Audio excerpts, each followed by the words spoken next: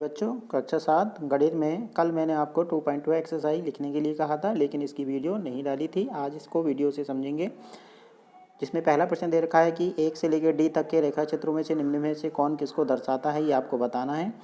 तो यहाँ पर चलिए भिन्न संख्याओं को हम चित्र के माध्यम से कैसे समझते हैं इसको लिख लेते हैं।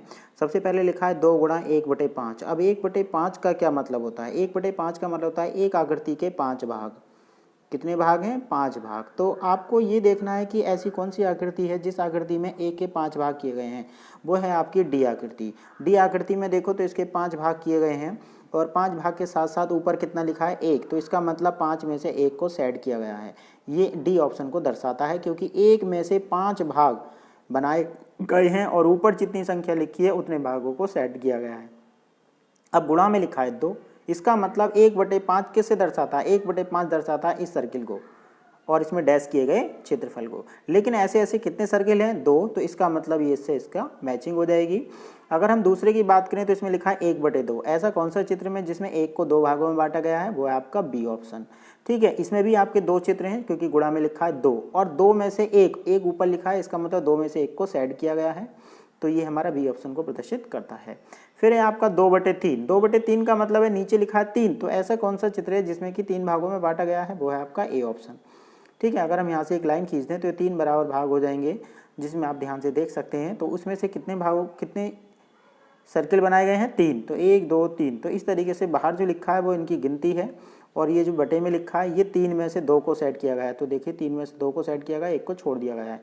इसका मतलब थर्ड का मैचिंग ए से होगा।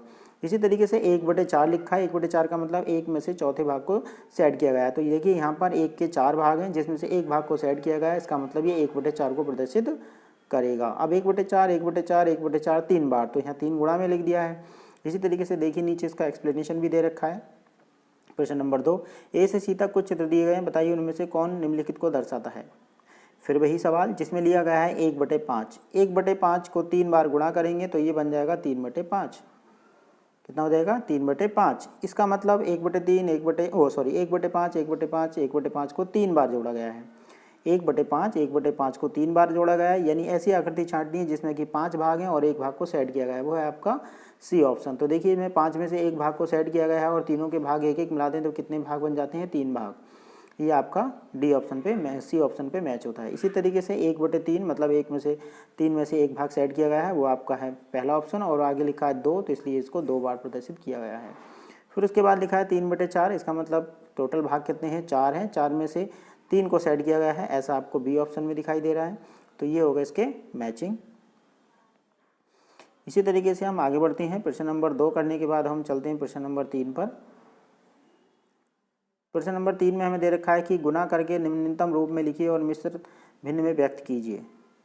तो सबसे पहले देखिए गुणा दे रखी है। अगर हम गुणा का चिन्ह भिन्न संख्या के तहत प्रदर्शित करते हैं तो जो संख्या गुणा में लिखी होती है, जिसको एक पूर्णांक के रूप में दिखाया गया, उसके बटे में 1 मान लेते हैं और 1 मानने के बाद नीचे की गुणा नीचे कर देते हैं और ऊपर की गुणा ऊपर कर देते हैं।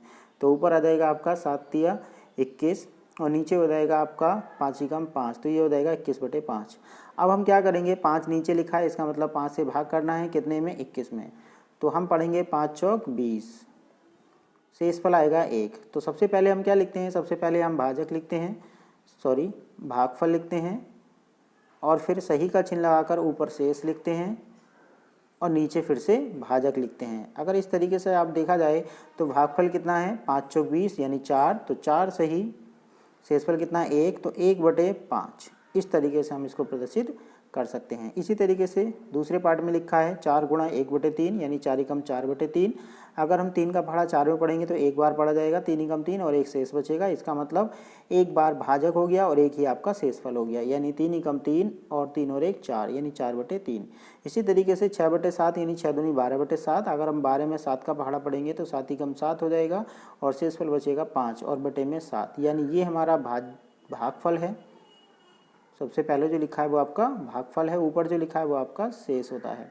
इसी तरीके से आप इसके बाकी पार्ट्स को भी कर सकते हैं। उसके बाद आते हैं प्रश्न नंबर 4 पर। छायांकित कीजिए। बक्सा ए के वृत्तों का 1/2 भाग आपको बक्सा ए के व्रतों का 1/2 भाग आपको छायांकित करना है।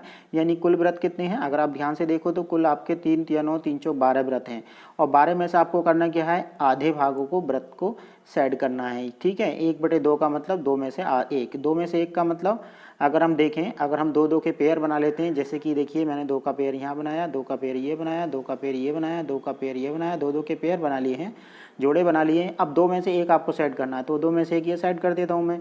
इसी तरीके से 2 में से इसको सेट कर देता हूँ, 2 में से इसको सेट कर देता हूँ, इसी तरीके से 2 में से इसको सेट कर देता हूँ।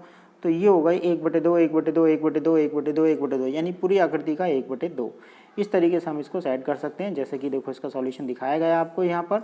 तो हमारे टोटल व्रत हैं 12, 12 में से 6 को सर्किल किया गया, सेट किया गया। इसी तरीके से 9 त्रिभुज हैं, जिन 9 त्रिभुज का 2/3 करना है, 2/3, 9 त्रिभुज का 2/3 करना है। तो 2 × 9/3 कर देंगे। टोटल व्रत कितने हैं, त्रिभुज कितने हैं, 9, तो 9 की गुणा कर देंगे 2/3 से, 3 × 9 हो जाएगा और 3 दूनी 6 हो जाएगा। इस तरीके से हम यहाँ पर 6 त्रिभुज को सेट कर देंगे। क्वेश्चन नंबर 5, 24 का 1/2 का मतलब होता है गुणा।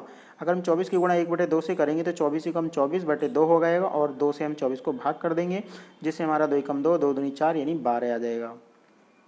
इसी तरीके से 46 का 1/2 मतलब 46 × 1/2 यानी 46/2, यानी 46 में 2 से भाग कर देंगे, 2 दूनी 4 और 2 तिया 6। इस तरीके से आप पांचों प्रश्न को भी हल कर सकते हैं। तो ये थी आपकी एक्सरसाइज 2.2 क्लास 7।